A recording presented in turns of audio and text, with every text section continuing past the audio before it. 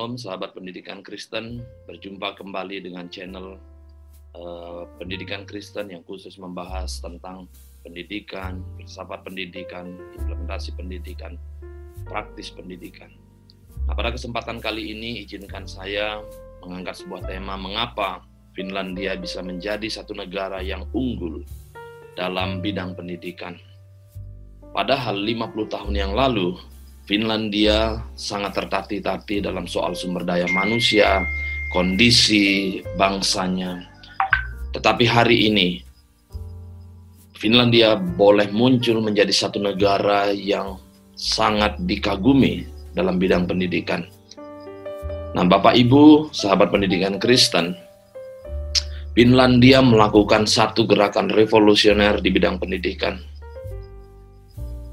Mereka mengubah sistem pendidikan mereka sehingga hasil output dari pendidikan mereka tampak nyata hari ini. Dan banyak sekali siswa-siswi dari belahan dunia datang ke sana untuk belajar di sekolah terbaik di dunia.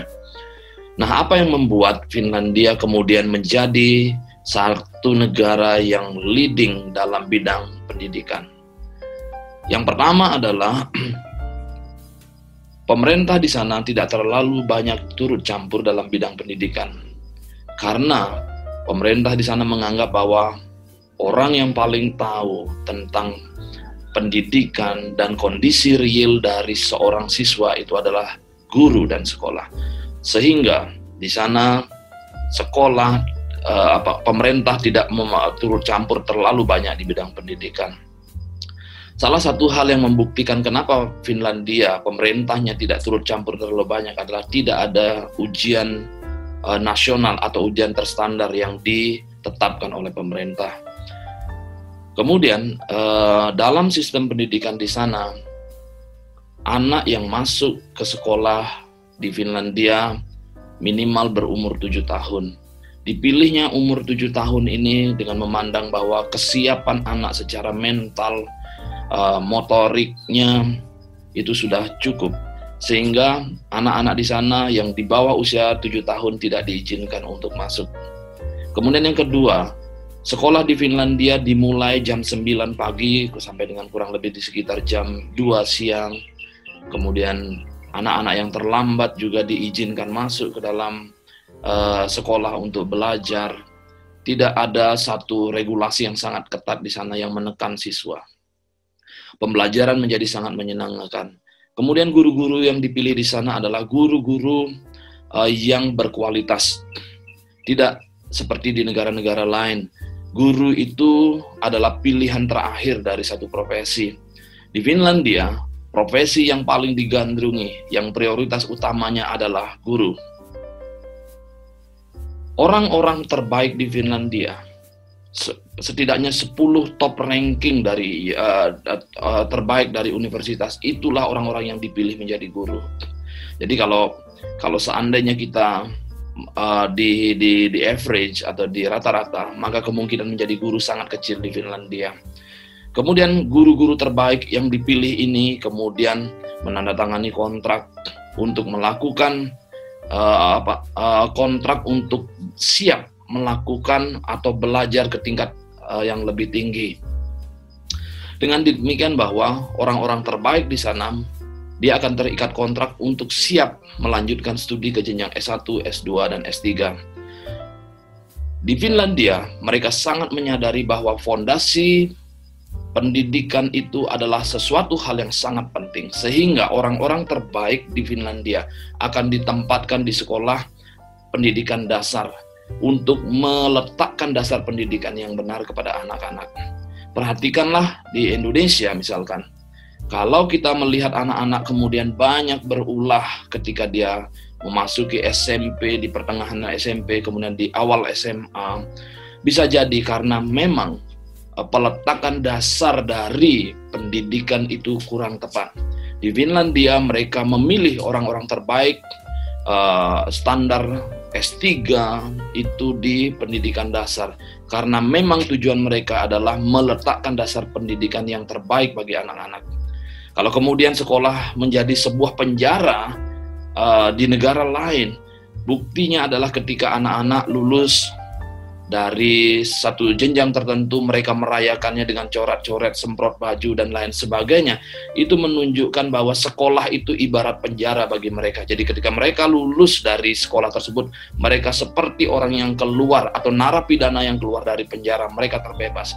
Maka berhati-hati kalau sekolah kita adalah tipikal sekolah yang seperti itu. Kalau murid-murid kita cenderung coret-coret dan lain sebagainya, seperti baju untuk merayakan kelulusan mereka, maka menjadi satu sinyal berbahaya bagi kita bahwa sekolah kita itu adalah penjara. Sedangkan di Finlandia tidak demikian, Bapak Ibu Saudara yang dikasihi oleh Tuhan. Mereka sangat menyenangi sekolah, dan kemudian mereka tidak terlalu menekan anak-anak dengan ulangan harian dan lain sebagainya. Kenapa sekolah di Finlandia relatif lebih pendek daripada sekolah-sekolah di Asia? Di sekolah-sekolah di Asia 2 kali lebih lama studi mereka di sekolah daripada di Finlandia. Apa mungkin karena memang sekolah di Asia ini menyadari ketertinggalan mereka dari Finlandia? Finlandia sangat membatasi jumlah lama waktu belajarnya, sehingga anak-anak di sana memiliki kesempatan dan waktu untuk bersosialisasi dengan sesama teman, dengan tetangga, lingkungan, dan lain sebagainya. Sementara di Indonesia, full day school. Banyak orang tua yang bersemangat dengan full day school. Saya cuma bertanya kepada mereka. Mereka senang dengan full day school karena mereka tidak ingin diganggu dalam aktivitas. Bisa jadi demikian. Tetapi di Finlandia mereka membatasi, tidak ada PR. Karena memang mereka menginginkan pendidikan yang holistik kepada anak-anak mereka. Keterampilan, kemampuan itu tidak hanya didapatkan dari sekolah, tetapi dari lingkungan ketika mereka bersosialisasi. Bukankah ketika anak sedang mengalami masalah dengan temannya, lalu mereka belajar menyelesaikan masalahnya, itu adalah sebuah keterampilan dan kecakapan hidup. Sementara kita di Indonesia, ada sekolah-sekolah yang cukup banyak dengan full day school-nya. Dengan dari pagi sampai jam 3, jam 4 sore, bahkan sampai jam 6 sore. Saya tidak terlalu yakin dengan hal ini, Bapak Ibu, yang dikasih oleh Tuhan. Kemudian yang berikutnya, di Finlandia mereka memiliki satu istilah dengan penyetaraan. Artinya, mereka sistem pendidikan mereka memberikan pilihan kepada warga Finlandia untuk memilih jenjang yang terus melanjutkan ke university atau mereka ke vokasional. Sama-sama diberikan kesempatan, tetapi dalam pandangan mereka tetap sama. Tidak ada klasis, tidak ada pengklasifikasian di sana. Artinya orang-orang yang masuk ke universitas adalah orang-orang yang hebat, tidak demikian. Nah, di Finlandia juga memberikan akses pendidikan secara gratis, kecuali bagi mereka yang pendatang, walaupun tidak semahal dari negara-negara lain. Bagi warga negara Finlandia, mereka memberikan pendidikan gratis, di mana pemerintah menyediakan semuanya itu, membiayai semuanya, dan mereka bisa belajar. Kemudian juga Finlandia menyediakan perpustakaan-perpustakaan dengan koleksi buku yang sangat lengkap, di mana setiap orang boleh masuk ke sana belajar, sehingga mereka belajar pembelajaran dari waktu ke waktu di setiap saat, termasuk juga dari golongan-golongan petani. Mereka bisa datang, mereka belajar. Kemudian guru-guru di Finlandia tidak lagi mengajarkan seperti yang kebanyakan terjadi di negara-negara berkembang. Guru-guru di negara berkembang cenderung mengajar anak-anak dengan cara mendrilling, dengan cara mengajarkan menghafal, dan terus menghafal, setelah menghafal kemudian diteskan demikian. Tetapi di Finlandia, guru-guru di sana tidak lagi mengajarkan tipikal seperti itu. Mereka mengajarkan bagaimana caranya belajar dengan baik. Jadi pembelajaran di sana benar-benar mengajarkan kepada anak tentang cara belajar yang baik. Sehingga ketika anak-anak tidak lagi di sekolah, mereka tahu bagaimana cara belajar yang baik. Bapak Ibu yang dikasihi oleh Tuhan, di Finlandia juga guru-gurunya dilatih untuk melakukan riset terbaik di dunia. Riset yang baik itu benar-benar di-sharingkan, benar-benar dibagi, benar-benar diajarkan kepada guru-guru sehingga mereka tahu tentang perkembangan dunia pendidikan yang terkini. Nah, Bapak Ibu Saudara yang dikasihi oleh Tuhan, kemudian juga dalam hal lain, Guru-guru terbaik di sana dipilih untuk menjadi wali kelas terbaik dipilih untuk menjadi kepala sekolah, kepala-kepala sekolah yang terbaik juga dipilih, mungkin kalau di Indonesia dijadikan pengawas, dan pengawas-pengawas yang terbaik kemudian dipilih untuk menjadi kepala dinas pendidikan, kemudian sampai kepada kementeriannya. Nah, bagaimana dengan kita di sini? Sekolah Kristen adalah sekolah swasta.